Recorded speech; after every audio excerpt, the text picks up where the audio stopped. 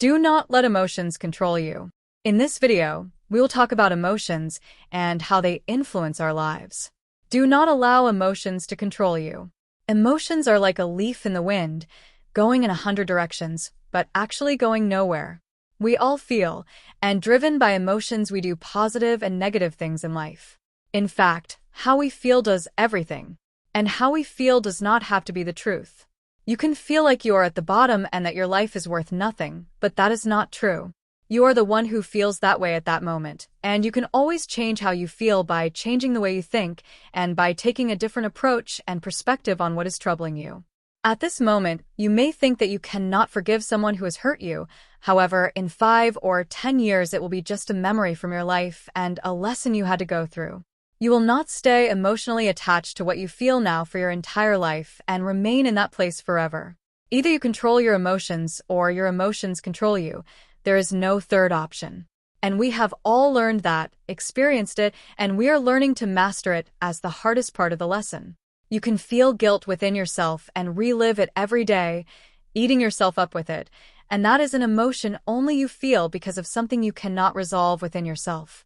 As you already know, some emotions are carried through the entire life, and all it takes is a trigger in the present moment to activate them, and then we react impulsively and depressively, and we experience everything more and more intensely because of that particular emotion. That means the emotion is controlling you. Because as long as something inside us triggers a strong reaction, it means we have not resolved something from the past that we should have.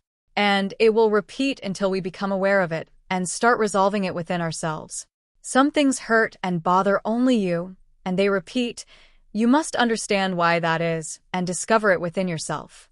Because things that are suppressed, that are pretended not to exist but do exist, that are not resolved, and are like a stone pressing on both the heart and the soul, are things that lead a person to depression, to constant fatigue, to heavy thoughts, and in the end even to illness, because everything must be reflected somewhere.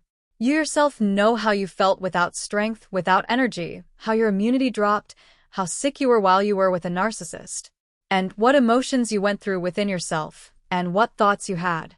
And not only then, but also months later. How much negative impact it has on us, and how difficult it is to cleanse ourselves from negative influence and from those negative emotions. Also, what no one taught us is that things should be resolved and that we should talk openly about everything. We have become a very hypocritical society in which everything is talked about except what really should be talked about. Everything important is somewhere underground, and it is talked about in whispers. And more there are emotional problems, unresolved ones that have brought a person to the breaking point, to various other difficulties, and ultimately to depression.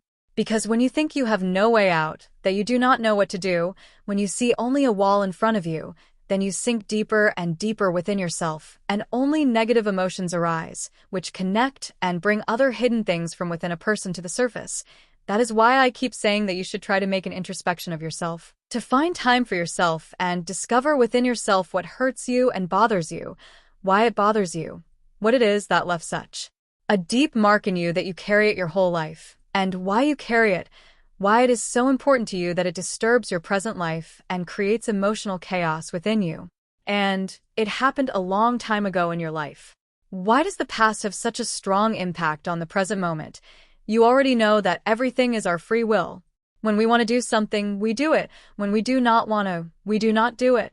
And that means that the more we feed a certain emotion, the more it grows, and the less we feed it, the more it disappears. Everything is as we want and as we feel in a certain moment. And because of that, we must learn self-control, because each of us can control ourselves and cannot say that we cannot. And it is something we are born with, like everything else. You will not do something just because everyone else does it, but you will control yourself and think about whether you should do it, and based on your emotions, previous experience, a calm mind, and common sense, make a decision. And the more you turn toward yourself and positivity and begin to control the emotions that lead you into negativity, you'll be better and better. Turn negative into positive. The power is only within you. You are the one who has those emotions, and the only one who can change and control them. Changes are constantly happening within us and in our lives, and every day is a new day.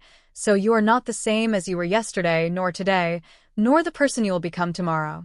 Only you have the power to stop the suffering and wake up one day and move in a completely new direction, both mentally and physically. And you yourself know that emotions are like a leaf in the wind.